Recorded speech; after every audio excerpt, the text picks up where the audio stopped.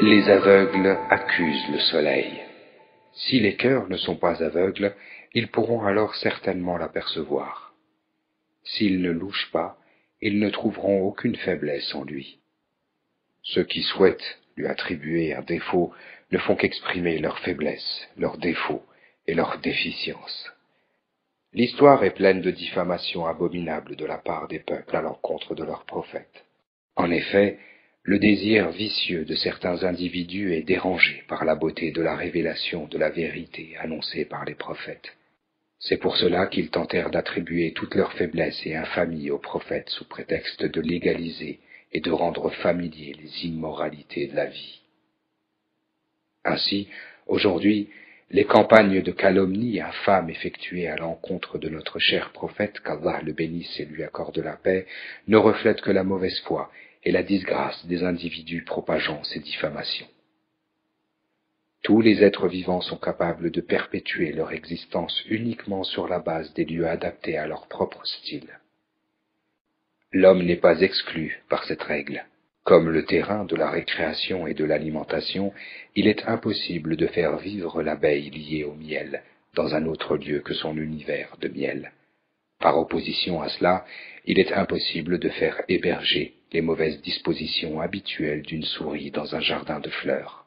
Tout comme les esprits supérieurs qui se nourrissent des élévations reflétées par la vérité de Mohammed, les esprits malins et pécheurs sont alimentés par la méchanceté.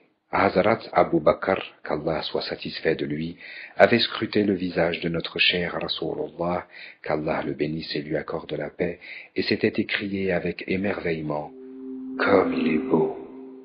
En fait, il avait observé dans ce miroir son univers intérieur, tout comme notre cher prophète, qu'Allah le bénisse et lui accorde la paix, qui a dit « Je n'ai jamais aussi bien profité des biens d'Abu Bakr comme ceux d'autrui. » Face à cette affirmation, Hazrat Abu Bakr, qu'Allah soit satisfait de lui, ne put retenir ses larmes.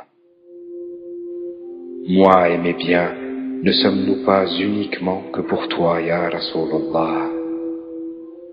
Par ses propos, il a démontré qu'il faisait offrande de tous ses biens ainsi que de sa propre personne au messager d'Allah. Car son univers intérieur était devenu comme un miroir reflétant la morale de Rasoul al-Akram.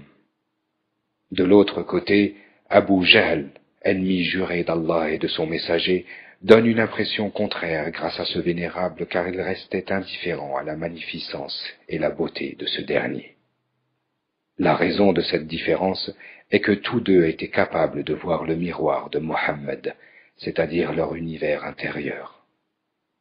Étant donné que les prophètes sont semblables au miroir poli, tout le monde peut regarder son propre univers intérieur. En effet, aucun miroir ne peut mentir pour une faveur quelconque et montrer le laid comme étant le beau ou le beau comme étant le laid. Il montrera uniquement son propre reflet. Allah le Tout-Puissant a pris sous sa protection l'islam. Face à la puissance et à la grandeur, les tentatives de vexation à l'encontre du Coran et de notre cher prophète, qu'Allah le bénisse et lui accorde la paix, seront assurément saisies tôt ou tard par la vengeance religieuse. Tout comme les serpents, les mondes ténébreux se rassemblent parfois comme des anneaux inquiétants avec leurs plumes venimeuses, sans conscience, et leurs bouches empoisonnées. Leurs péchés comportent des palabres contre notre cher prophète, qu'Allah le bénisse et lui accorde la paix, et il est vrai que cela offense énormément les gens pieux. Ils devront aussi savoir qu'il est impossible de détruire la tendance du droit et de la vérité transmise par Allah à toute l'humanité. Malgré que l'impiété soit diffusée de manière importante par les oppresseurs, il est impossible d'empêcher l'évolution des racines suprêmes installées dans les profondeurs spirituelles et religieuses de la conscience.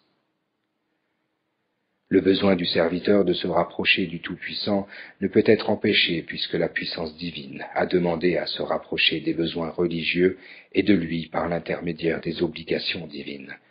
C'est-à-dire que le Tout-Puissant a ordonné des règles qui ne sont en aucun cas modifiables.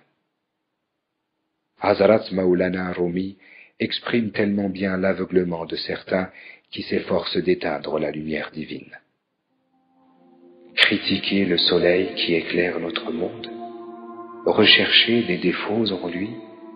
Mes deux yeux sont aveugles, il fait noir, me critiquer, c'est me faire du mal.